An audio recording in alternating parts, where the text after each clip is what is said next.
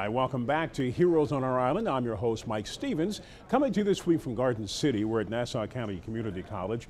A little later on in the show, we'll give you more on the history of the school. Let's go to Elmont now to meet a couple whose love of science and math is helping them work with kids to become the next scientists, doctors, and engineers. I want you to practice. Practice like you're the old guy. With your hand on your head. Well, my name is Danilo Archibald, and I'm the CEO and co-founder of Zion Youth and Family Community Center. The organization was started back in August of 2010. It's the brainchild of my wife and I, Melissa Archibald.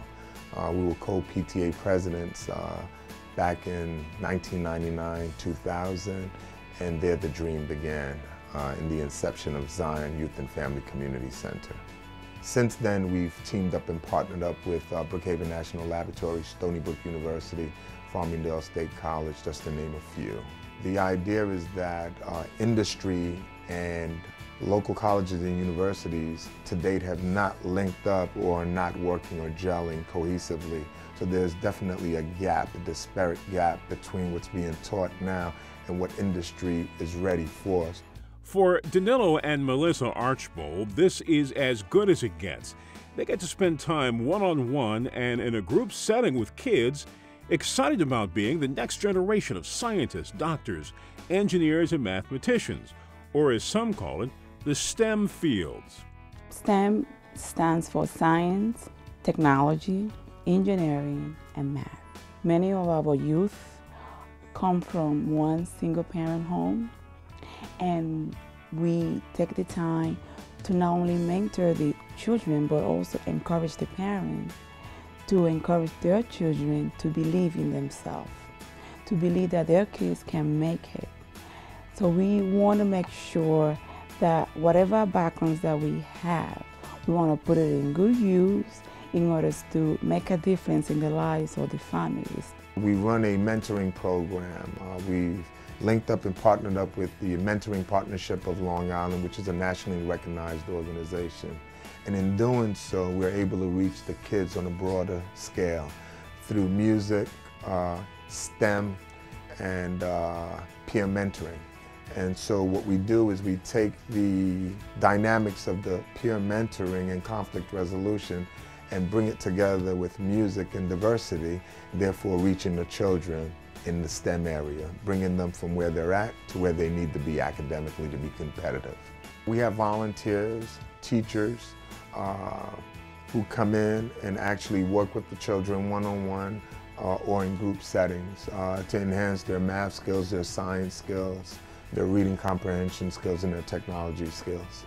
Be confident in who you are, what you know, and just read. We've dedicated our efforts mainly because we know that there's a need. With all the budgetary cutbacks, whether it be on the state, local, or federal level, it's a challenge for all of us as a community. But that being said, we have to stick together. And the overall goal is to bring in these resources through secondary learning institutions, corporate means, and using STEM as a vehicle to reach these kids so that when they do graduate from school, that they're competitive in the workplace. And so that's the drive for me. And just to see the smiles on their faces, you know, when you look at the statistics, our children are leaving Long Island. There's nothing here for them.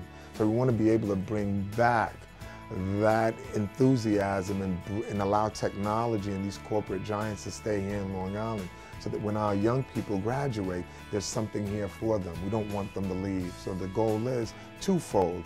Bring them up to their academic standards, and in achieving that, we're able to have the industry leaders stay here in Long Island and keep certain jobs here, just building Long Island back up from the ground up, grassroots efforts on our part.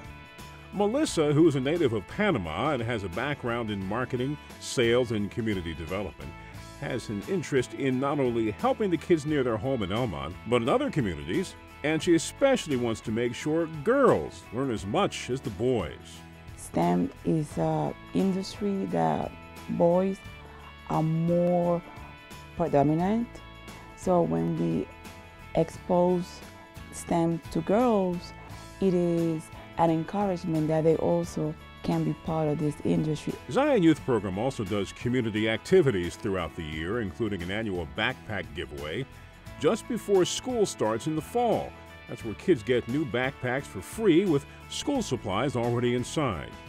Danilo, a military veteran, says this is what they live for.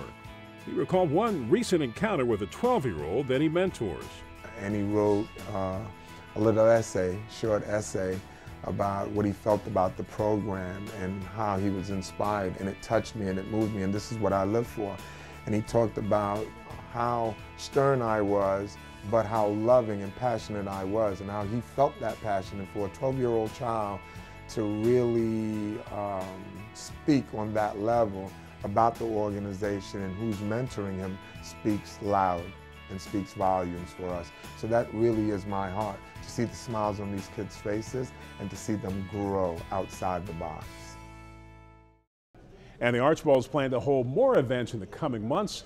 We certainly wish them the best. All right, still to come on the Heroes on Our Island.